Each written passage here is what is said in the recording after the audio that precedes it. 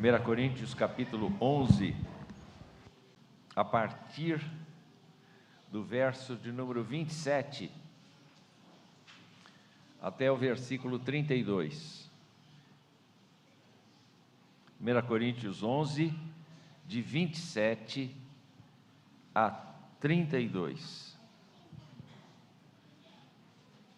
O apóstolo Paulo diz, ou a palavra de Deus diz, melhor, é a palavra de Deus: por isso, aquele que comer o pão ou beber o cálice do Senhor indignamente será réu do corpo e do sangue do Senhor. Que cada um examine a si mesmo e assim coma do pão e beba do cálice. Pois quem come e bebe sem discernir o corpo, come e bebe juízo para si. É por isso que há entre vocês muitos fracos e doentes, e não poucos que dormem. Porque se julgássemos a nós mesmos, não seríamos julgados. Mas quando julgados, somos disciplinados pelo Senhor, para não sermos condenados com o mundo. Que Deus nos abençoe, meus irmãos. Deus abençoe a sua palavra. No domingo passado à noite, nós tivemos o privilégio de ouvir o reverendo Misael na exposição que fez a respeito de Atos capítulo 2, o finzinho do capítulo, como viviam os convertidos. E entre várias coisas que aquela igreja praticava, se adquiriu o costume deles comerem juntos, deles partirem o pão juntos, deles terem refeições juntos. E esse costume, com toda certeza, foi acompanhando os crentes na medida que eles saíam de Jerusalém e voltavam para suas regiões, ou aqueles que foram perseguidos, foram levando este hábito das reuniões formais, como cultos, mas também do tempo em que eles passavam juntos, comendo, bebendo, e também comungando das suas refeições mutuamente. É aquilo que a gente chama de juntar panela, não é? Eles juntavam as suas panelas. Acontece que esse costume aparentemente também aconteceu na igreja de Corinto. Houve uma festa da fraternidade, havia uma festa da fraternidade, mas no decorrer do tempo, se não há zelo, se não há uma constante volta à base, nós deterioramos tudo. Você já viu isso acontecer na sua vida? A gente estabelece um costume, mas se a gente não volta constantemente à motivação para aquele costume, esse costume vai entrando no vulgar, vai entrando no comum, e a gente não percebe mais a razão de fazer aquilo que se faz. O apóstolo Paulo olhou para a igreja de Corinto e viu na igreja de Corinto uma grande igreja, uma igreja rica, uma igreja que tinha muitos dons espirituais, uma igreja que tinha tudo para ser uma igreja profundamente abençoada, mas nas suas cartas ele mostra com toda a clareza que, apesar de uma grande igreja, era uma igreja doente. Uma igreja que padecia de alguns problemas muito graves. Uma igreja que tinha falta de amor fraternal, uma igreja que tinha pecado no seu meio que não era consertado, uma igreja em que os crentes disputavam entre si e levavam as suas causas à justiça, uma igreja que se preocupava com dons espetaculares a fim de aparecerem os seus membros, uma igreja que estava preocupada com os carismas estáticos, com os dons estáticos, com as coisas miraculosas, mas não com o cotidiano da vida, não com o amor fraternal, não com o quebrantamento, não com a vida comum nas coisas simples. Havia, nessa festa da fraternidade, um desvio imenso, porque as pessoas de maior recurso chegavam com os seus pratos, com as suas especiarias, com as coisas que o seu dinheiro podia alcançar, e eles comiam e se fartavam, enquanto os seus escravos, que também eram cristãos, ou as pessoas mais simples da comunidade, tinham que realizar primeiro o seu trabalho, para depois aparecer nesse banquete de fraternidade, e ao final das contas, eles comiam das migalhas, e muita gente ali estava bêbada, muita gente estava precisando tomar engove, de tanta comida que tinham ingerido. O fato, queridos irmãos, é que o apóstolo Paulo quer chamar a atenção para uma diferença realmente muito grande a respeito da festa da fraternidade e da ceia do Senhor. A ceia do Senhor não é uma coisa comum, não é uma coisa ordinária, não é uma coisa para a gente lembrar que Cristo morreu na cruz. É muito mais do que isto. O apóstolo Paulo, quando fala da ceia, no versículo 26, ele diz: todas as vezes que comerem este pão e beberem o cálice, vocês anunciam a morte do Senhor até que Ele venha. A diferença fundamental de uma refeição tomada em conjunto, e eu me lembro que no domingo passado, depois do nosso culto, a gente teve uma refeição aqui. A gente teve uma porção de coisas, graças ao trabalho da membresia, das sociedades, nós tivemos muita coisa gostosa aqui, não foi? E os irmãos se fartaram aqui, não é? De comer as coisas que foram oferecidas, e conversaram bastante, mas a Santa Ceia não é isto. A Santa Ceia não é isto. No domingo passado, nós deveríamos ter visto as perguntas do catecismo, domingo 30, mas uma pergunta me chamou a atenção, por conta do fato de que nós tínhamos pastor de fora, e esta pergunta é que me traz aqui ao púlpito para falar nesta manhã. Quem deve vir à Santa Ceia? Essa é a pergunta de número 81. Quem deve vir à Santa Ceia?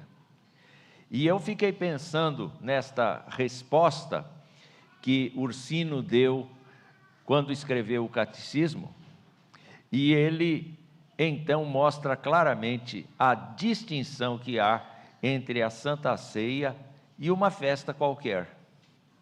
Porque a Santa Ceia, como já foi dito aqui, meus irmãos, é a pregação da morte do Senhor, é a pregação da sua ressurreição, é a pregação da sua volta.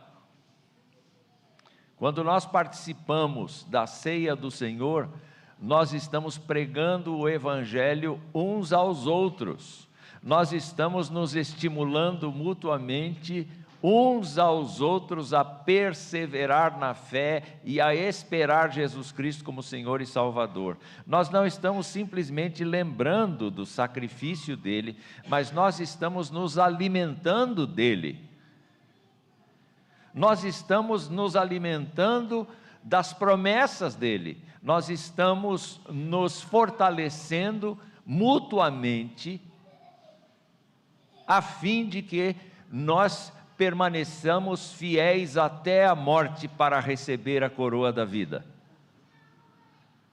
Portanto, quando olhamos para a mesa do Senhor, que nós teremos muito em breve, nós devemos recordar isto, que este momento em que nós pararmos tudo aqui, de cantar, de pregar, de orar, mas comermos no meio do culto, nós estaremos pregando o Evangelho para nós mesmos e para quem quiser nos ver.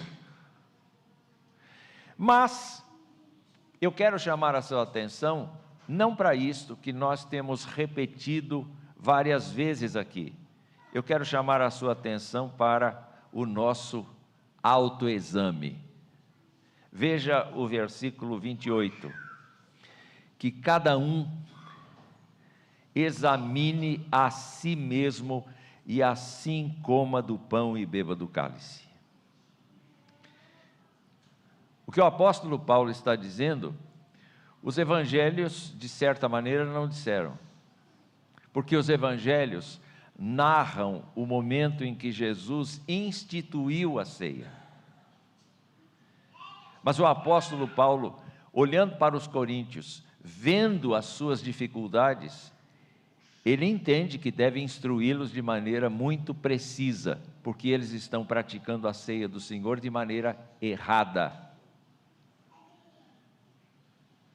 E a prática da ceia do Senhor exige um autoexame. Como é esse autoexame? Ele nos diz assim no versículo 27, aquele que comer o pão ou beber do cálice do Senhor indignamente, será réu do corpo e do sangue do Senhor.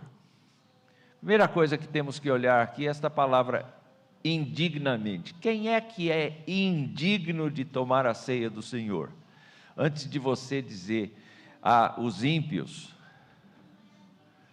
você precisa dizer, eu sou indigno, porque se não for salvo pela graça de Jesus, eu sou indigno. Eu sei que sou pecador, eu sei que fui condenado, eu sei que Jesus Cristo precisou morrer no meu lugar, eu sei que pela salvação que Ele proporciona, eu fui tirado desse estado de indignação e trazido para o estado da graça de Deus. Eu sei que eu sou indigno. Mas há uma segunda situação, eu sei que eu estou indigno. E em que condição eu estou indigno? Quando eu guardo no meu coração pecados que eu não quero abandonar. Mesmo depois de salvo, eu continuo escravo de defeitos que Deus não se agrada.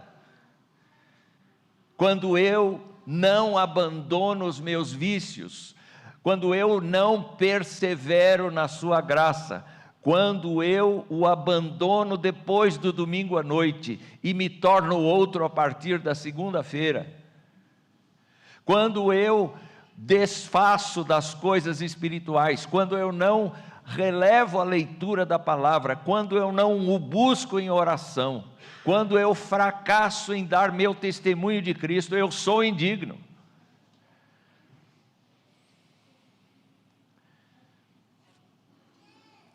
E o Senhor, por meio do apóstolo, diz assim, olha, quem come indignamente, e ele está falando de pessoas ímpias mesmo, de pessoas que não conseguem discernir a Jesus Cristo como seu Senhor e Salvador, mas também ele está falando dos crentes coríntios, que não se amam, que não se respeitam, que não se tratam, que não se esperam, que não se suportam, que não têm uma relação espiritual com os irmãos. Está falando desta gente também. Ele está dizendo, essa pessoa é ré, essa pessoa é culpada diante do Senhor.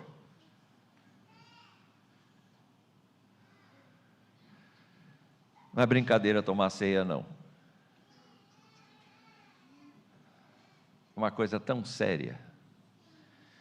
é uma coisa tão séria, segundo o apóstolo Paulo, e aqueles crentes militavam no erro. Então, o autoexame nos livra de participar indignamente da ceia. Nós precisamos nos lembrar quem éramos,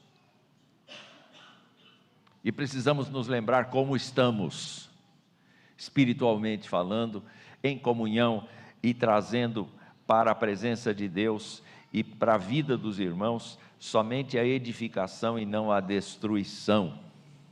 Uma segunda coisa é que o autoexame nos livra de sermos réus do corpo e do sangue do Senhor. O apóstolo diz: quem come e bebe sem discernir o corpo, versículo 29, come e bebe juízo para si. Eu não estou dizendo que a pessoa, por participar da ceia indignamente, perdeu a salvação. O apóstolo Paulo não está dizendo isso, que a pessoa que comeu e bebeu do pão e do vinho perdeu a salvação. Não, ele não está dizendo, mas a pessoa acumula para si juízo.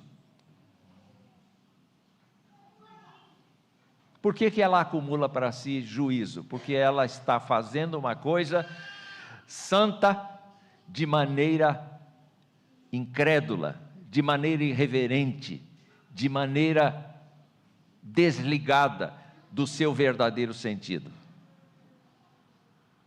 E o autoexame nos livra de sermos réus, de sermos culpados de pecar contra o Senhor.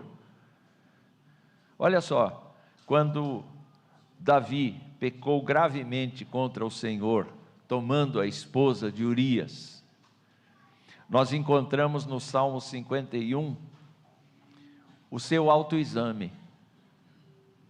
Foi ali que diz: eu nasci em pecado. Foi ali que ele disse que o pecado tomou conta dele. Foi ali que ele pediu ao Senhor que o limpasse completamente. Foi ali que ele pediu ao Senhor que restaurasse o espírito no coração dele.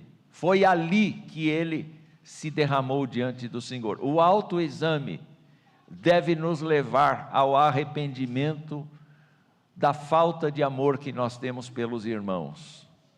Deve nos levar ao arrependimento da falta de zelo para as coisas do Senhor. O autoexame deve nos levar para longe daquelas coisas que nós achamos: Deus vai considerar, Ele é bonzinho, Ele vai deixar, eu sei como eu sou, eu não preciso de arrependimento, eu não preciso de quebrantamento. Não. O autoexame precisa nos livrarmos de, quando participamos da ceia do Senhor, sermos considerados réus e não filhos. Meus irmãos, que Deus nos dê esse discernimento, de olhar para os nossos irmãos em volta e dizer: somos família do Senhor, mas o nosso Senhor morreu por todos nós, o nosso Senhor se quebrou diante de Deus, diante da justiça de Deus por nossa causa.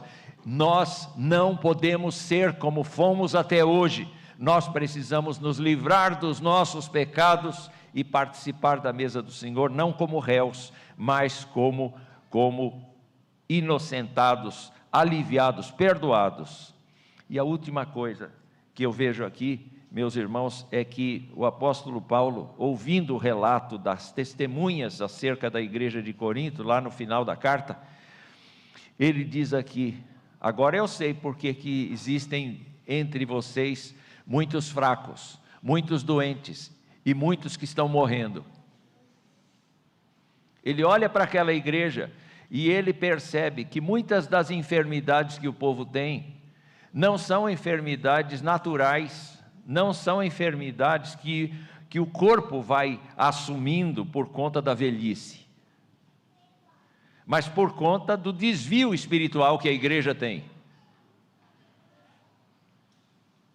Olha, quando nós não perdoamos, quando nós endurecemos o nosso coração, nós começamos a sofrer no corpo. Doenças psicossomáticas começam a assumir o controle da nossa vida. Quantas pessoas, inclusive no meio evangélico, são depressivas, não pelo fato de haver um processo orgânico do seu corpo meramente, mas por haver falta de perdão, falta de comprometimento, uma insistência no pecado, uma insistência numa vida devassa diante do Senhor, e depois vem tomar a ceia.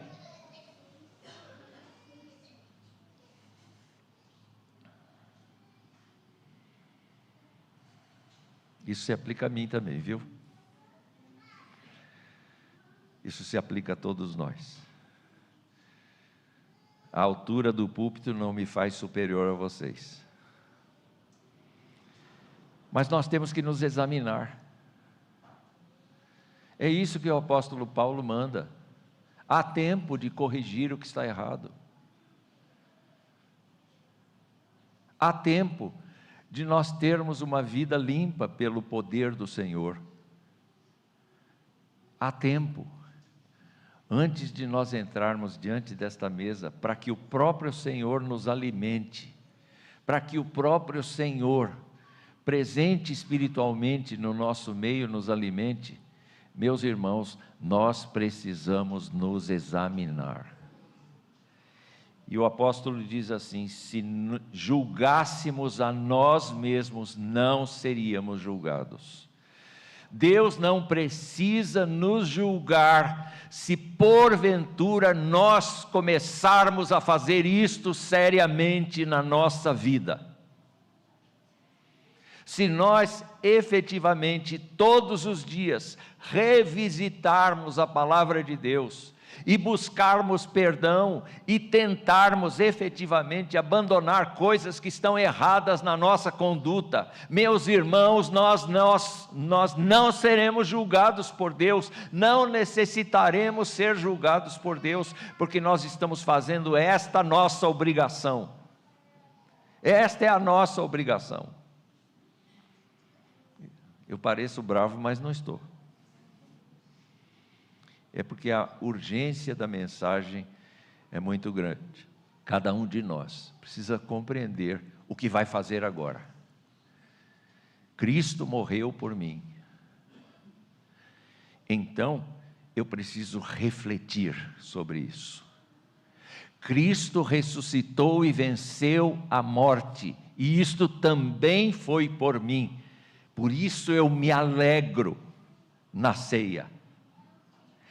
Cristo vai voltar, e todos aqueles que estiverem ao seu lado serão acolhidos. E eu tenho que agradecer.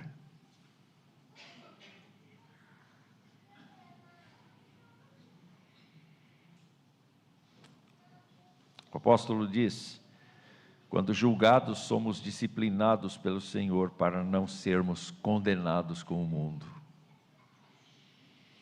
Meus irmãos queridos,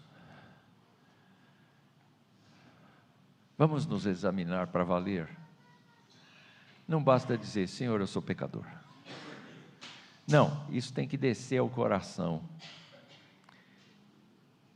Senhor, eu não vou bem no meu casamento, eu não vou bem com os meus pais, eu não vou bem com os meus filhos, Senhor, eu não vou bem com os meus irmãos, eu tenho diferenças com eles, eu não suporto A, eu não suporto B, eu fujo de C, eu acho D muito prepotente, eu acho E, e vai o alfabeto inteiro. Senhor, toma conta de mim, me lava com o sangue de Jesus Cristo, a fim de que eu seja suprido por tua mesa nesta manhã. Senhor, faz de mim uma nova criatura. Diga com Paulo: já não sou eu quem vive, mas Cristo vive em mim.